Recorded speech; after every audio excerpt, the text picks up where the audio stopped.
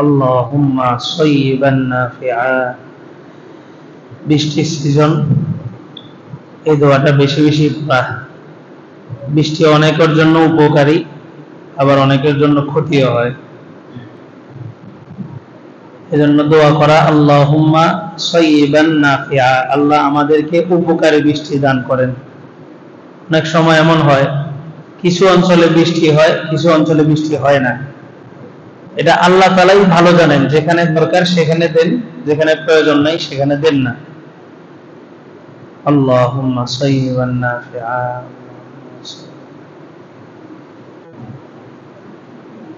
একটু বৃষ্টি বন্ধ হয়েছিল নামাজের আগে, যারা মসজিদে যেতে পারে চলে যাবো, আবার বৃষ্টি শুরু হয়ে গেছে। আমি বাইরে ক্যাডেট কলেজ পর্যন্ত আসছি, এই যে শুরু হয়েছে, চিন্তা করলাম পিছনে গেলেও ভিজমু, সামনে গেলেও ভিজমু, মসজিদে গিয়ে।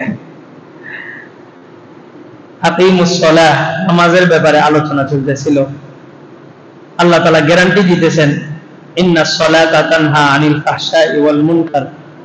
এটা সমাজ সুগঠিত হবে, সমাজ ব্যবস্থা সুশৃঙ্খল হবে যদি সমাজের অধিবাসীরা নামাজমুখী হয়ে যায়। সবাই যদি নামাজি হয়ে যায়, সমাজ পরিবর্তন হয়ে যাবে। এটা যে আল্লাহ তাআলা বলছেন, আল্লাহ তাআলা এটা যুগে যুগে কইরাও দেখাইছেন। এক সাহাবীর ব্যাপারে অভিযোগ আসছিল। সাহাবী সারা রাত নামাজ পড়ে, সারাদিন নামাজ পড়ে, রাতভর চুরি করে। আল্লাহ রাসূল বলছেন, তার নামাজই তাকে মন্দ কাজ থেকে বিরত রাখবে। একজন বুজুর্গের ব্যাপারে বলা হয়, সম্ভবত ইমাম রাজি রাহমাতুল্লাহ আলাইহি একটা মহল্লায় গেছিলেন। তো ওনাকে মহল্লাবাসীরা বলল যে, আমাদের মহল্লার মধ্যে একটা ব্যভিচারিণী মেয়ে আছে। একটা মেয়ে পুরা একটা সমাজ ব্যবস্থাকে নষ্ট করে রাখছে। নারী জাতিকে আল্লাহ তাআলা ভিতরে রাখছেন, কারণ একটা নারী, একজন নারীর দ্বারাই সম্ভব একটা সমাজ ব্যবস্থাকে নষ্ট করে দেওয়া। একজন নারী যথেষ্ট। এক নারী পুরো দেশকে লন্ডভন্ড করে দিছে। একজন নারী তো একটা সমাজ কোনো ব্যাপারই না। আল্লাহ তাআলা নারীকে ভিতরে এই জন্যই রেখেছেন যে নারী যদি বের হয়, সমাজ ব্যবস্থা বিশৃঙ্খলতা চলে আসবে। এখন তো বোরকা পরে বের হইলেও নিরাপদ না, এমন একটা যুগ চলতেছে। বোরকা পরে বের হইল, এবং কি বিদ্যা যার 80 বছর সেও নিরাপদ না, এমন একটা যুগ চলতেছে। ওই বুজুর্গের কাছে বলছে যে, আমাদের সমাজে একটা মহিলা মেয়ে আছে, একটা মেয়ে পুরো সমাজ ব্যবস্থাকে একদম উলট পালট করে রাখছে, নষ্ট করে ফেলেছে। সম্ভবত ইমাম রাজি। তো উনি ওই মেয়েকে ডাকলেন, ডাইকা নিজে নিজেই চিন্তা করলেন যে আল্লাহ তাআলা বলছে একমাত্র নামাজই মানুষকে সব অশ্লীল কাজ থেকে বিরত রাখে। তখন তাকে বললেন যে, তুমি ওযু করো। ওযু করছে, ওযু করার পরে বলছে, তুমি নামাজ পড়ো। নামাজ পড়াইছে। তো বলছে, আজকে থেকে কোনোদিন নামাজ কাজা করবে না। আর ওই সময় আলেম ওলামাদের কথা মানুষ ওভাবে নিত।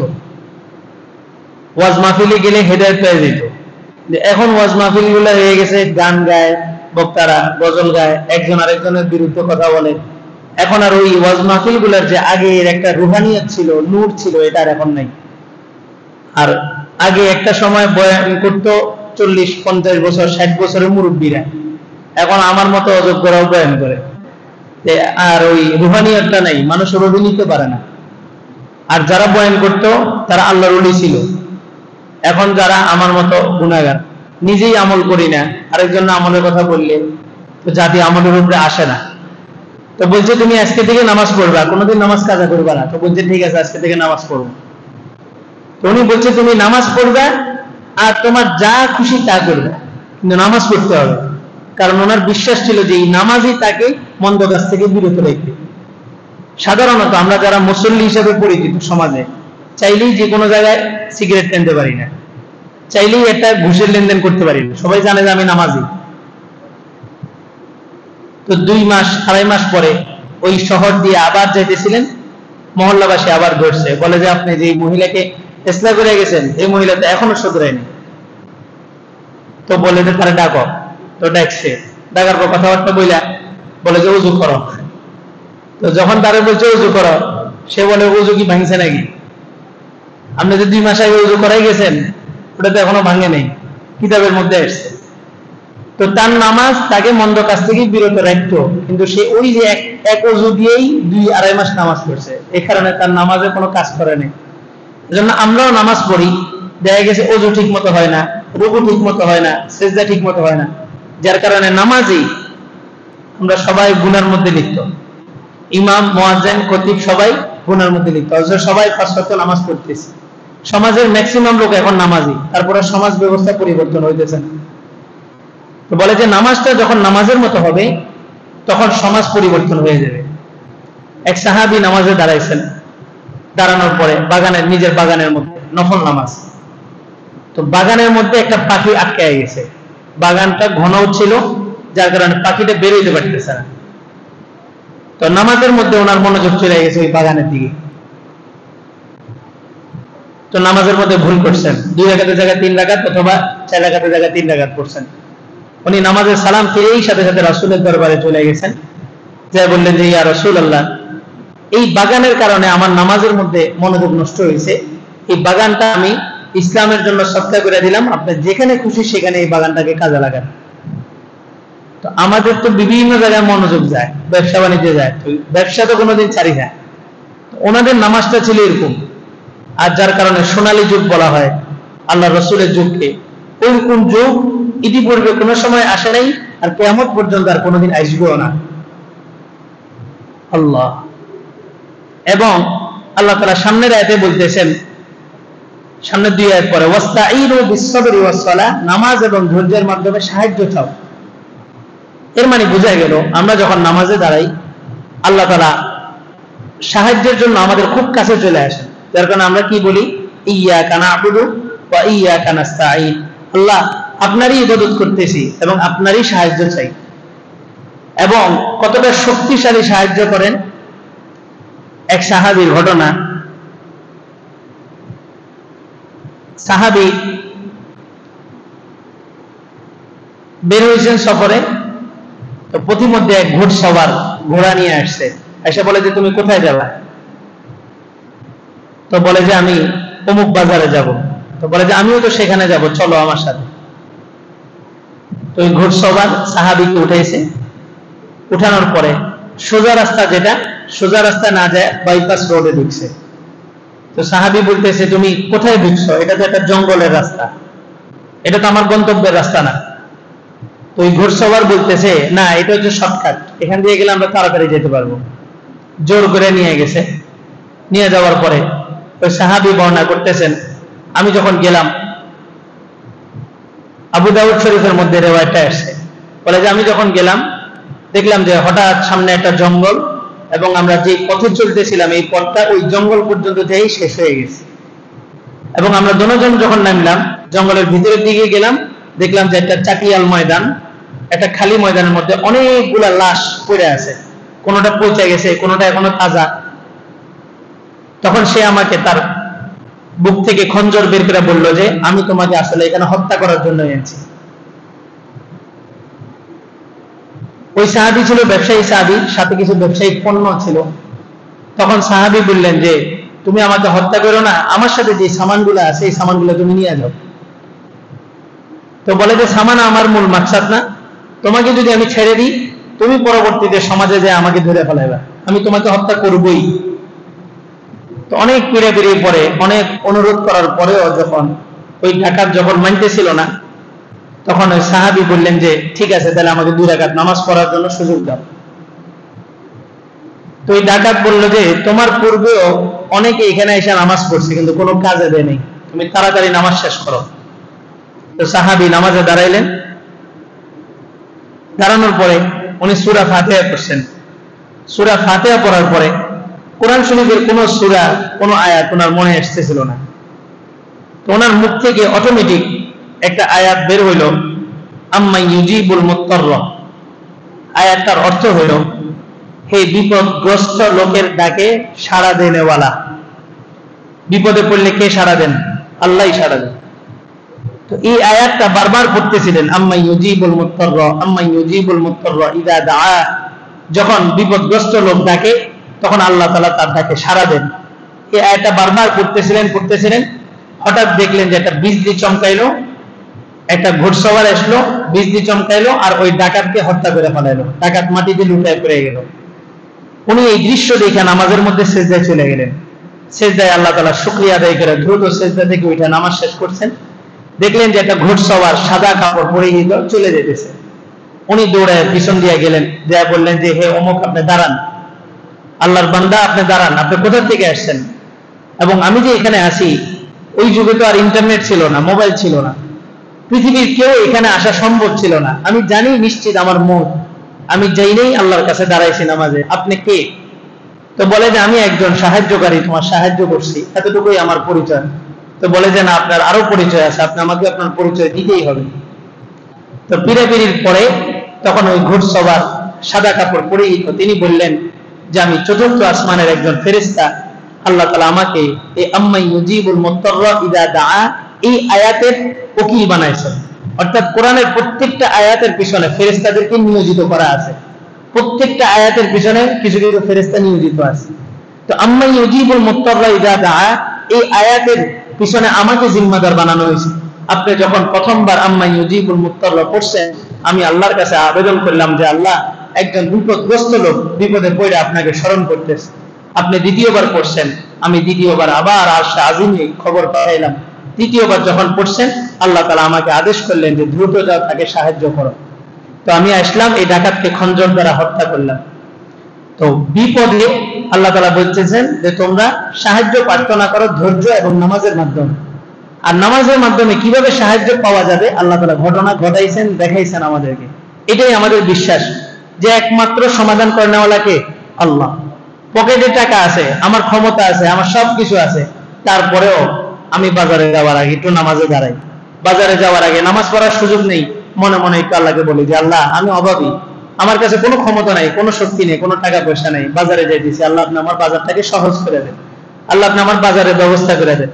আমার অমুক জিনিসটা প্রয়োজন, একটা ভবন করতেছি, আমার ব্যাংকে পর্যাপ্ত পরিমাণ টাকা আছে, তারপরেও আল্লাহকে বলেন যে আল্লাহ, একটা বাড়ির কাজ ধরছি, আমার কোনো ক্ষমতা নাই, আল্লাহ আপনি চাইলে সম্ভব, আপনি না চাইলে কোনো কিছু সম্ভব না। আল্লাহু আকবার। আর নামাজ একমাত্র শান্তি, নামাজের বাইরে কোনো শান্তি নেই। কোনো মানুষের সামনে আপনি মাথা নত কইরা এতটা তৃপ্তি পাবেন না যতটা তৃপ্তি রুকু এবং সিজদার মধ্যে পাওয়া যায়। হযরত খুবাইব রাদিয়াল্লাহু তাআলা আনহু কাফেররা বেষ্টনী দিল, আর চতুর্দিক থেকে তীরন্দাজরা তীর ধরে রাখছে, তীরের ধনুক, যে তীর নিক্ষেপ করলেই ওনার শরীরটা ঝাঁঝরা হয়ে যাবে। উনি বললেন যে আমাকে 2 রাকাতের নামাজের সুযোগ দাও। তো 2 রাকাত নামাজের জন্য দাঁড়াইছে। ওই বেষ্টনী দেওয়া যে মুশরিকরা ছিল, মুশরিকরা আশ্চর্য হয়ে গেছে যে খুবাইবের এই 2 রাকাতের সালাম ফেরানোর পরপরই তার মৃত্যু নিশ্চিত। কিন্তু খুবাইবের রুকু, খুবাইবের সিজদা, খুবাইবের দাঁড়ানো, খুবাইবের নামাজের মধ্যে বিনয়ী, এক পলকের জন্য তার মৃত্যুর কোনো ভাব প্রভাব তার মধ্যে পরিলক্ষিত হইতেছে না। এতটা তৃপ্তি নিয়ে নামাজ পড়তেছে। ওই মজমার মধ্যে 5 জন মুসলমান হয়ে গেছে শুধুমাত্র ওনার রুকু এবং সিজদা দেখা। এটা বাস্তব। কোন মানুষের সামনে আপনি দেখেন, কোন বস্তুর সামনে এই 5 জন মুসলমান হয়েছে।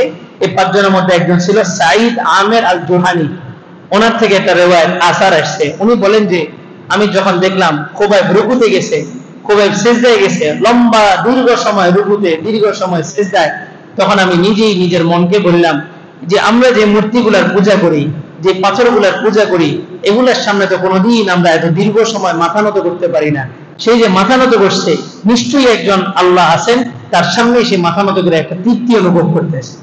এই দৃশ্য দেখেই ওখানে 5 জন মুসলমান হয়ে গেছে। ওনার নামাজটা কেমন ছিল? মৃত্যু নিশ্চিত। আর আমাদের মৃত্যু নিশ্চিত হলে আমরা বাড়িতে ফোন দিই, এখানে ফোন দিই, ওখানে ফোন দিই, বিপদে পড়ে গেছি, চিল্লাচিল্লি করি, হাউমাউ করি। আর সাহাবী জানেন সালাম ফেরানোর পরে মৃত্যু নিশ্চিত। ওনার রুকু সিজদার খুশু খুজু দেখা কাফের মুসলমান হয়ে গেছে। আল্লাহ তাআলা বলছেন নামাজ পড়ো খুশু এবং খুজুর সাথে। বাহিরের অঙ্গ প্রত্যঙ্গ যেমন স্থির থাকবে, ভিতরের দিল, মন, দিমাগ, মেজাজ সব কিছু স্থির থাকবে। আর এটার জন্য আপনার সূরাগুলোর অর্থ জানা আবশ্যক। সূরার অর্থ না জানলেও নামাজ হয়ে যাবে, কিন্তু আপনি যদি 10টা সূরার অর্থ জানেন, তাহলে এই 10টা সূরা যখন আপনি পড়বেন তখন অর্থগুলো মাথায় রেখে রেখে পড়বেন, দেখবেন নামাজের মধ্যে মনোযোগ আর এদিক সেদিক যাবে না। সুবহান রাব্বিয়াল আযীম বলতেছি, অর্থ জানি না। সুবহান রাব্বিয়াল আলা বলতেছি, অর্থ জানি না। তাশাহুদ করতেছি, আত-তাহিয়াতু লিল্লাহ ওয়াস সালাওয়াত কোথা থেকে আসছে? রাসূলকে আল্লাহ তাআলা মেরাজে নিয়ে গেছিলেন, নিয়ে বলছেন যে রাসূল কি আনলেন? রাসূল তখন কিছু বাক্য আল্লাহ তাআলাকে পড়ে শোনাইছেন। বাক্যগুলাই হলো আত-তাহিয়াত লিল্লাহ ওয়াস সালাওয়াত ওয়াত তাইয়্যিবাত, হে আল্লাহ সমস্ত প্রশংসা, সমস্ত দুরূদ, সমস্ত সালাম সব কিছু আপনার, আপনারই পবিত্রতা ঘোষণা করতেছে।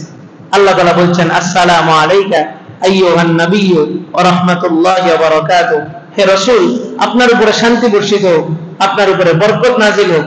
রাসূল বললেন আমার উপর একলা কেন? আসসালামু আলাইনা ওয়া আলা ইবাদিল্লাহিস সালিহিন, কিয়ামত পর্যন্ত আমার যত উম্মত আসবে সমস্ত উম্মতের উপরে, বিশেষ করে নেককার বান্দা যারা তাদের উপরে শান্তি বর্ষিত হোক। আশহাদু আল্লা ইলাহা ইল্লাল্লাহ ওয়া আশহাদু আল্লা ইলাহা ইল্লাল্লাহ ওয়া আন্না মুহাম্মাদার রাসূলুল্লাহ, সেখানে তারা সাক্ষ্য দিয়েছে। এই যে আত-তাহিয়াতুর এই বিষয়গুলো যখন আপনি জানবেন, তখন আপনার নামাজের মধ্যে আপনার ধীর স্থির ভাবে আত-তাহিয়াতু লিল্লাহ ওয়াস সালাওয়াত ওয়াত তাইয়্যিবাত, একটা সিজদা আসমান জমিনের মাঝখানে যে খালি জায়গা আছে, এই পুরো জায়গাটা যদি স্বর্ণ দ্বারা ভরপুর করে দেওয়া হয়, আর এই স্বর্ণ সৎকা করে দিলে যে পরিমাণ সওয়াব, তার চাইতে বেশি সওয়াব একটা সিজদার মধ্যে। আপনি যখন এটা জানবেন, তখন আপনি সিজদার মধ্যে আস্তে আস্তে বলবেন সুবহানা রাব্বিয়াল আ'লা, সুবহানা রাব্বিয়াল আ'লা, মানে হচ্ছে সুউচ্চ মহান রবের পবিত্রতা ঘোষণা করতেছি। আর আল্লাহ তাআলা তখন কি বলেন?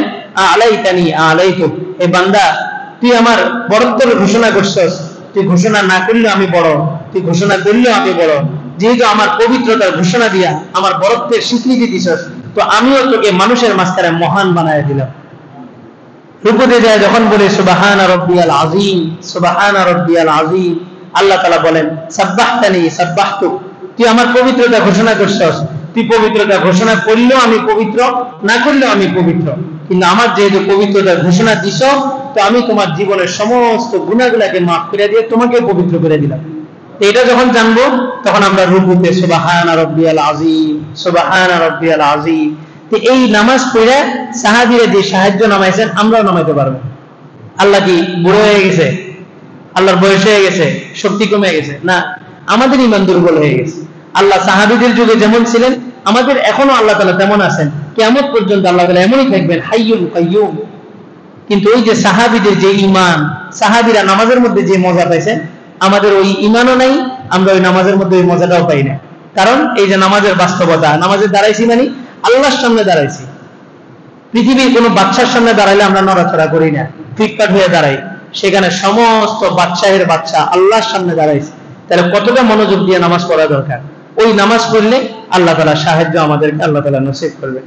আল্লাহ তাআলা আমাদেরকে বিপদে আপদে নামাজের মাধ্যমে আল্লাহ তাআলার কাছে সাহায্য চাওয়ার তৌফিক দান করুন। আল্লাহুম্মা সাইয়্যিবান নাফিআন।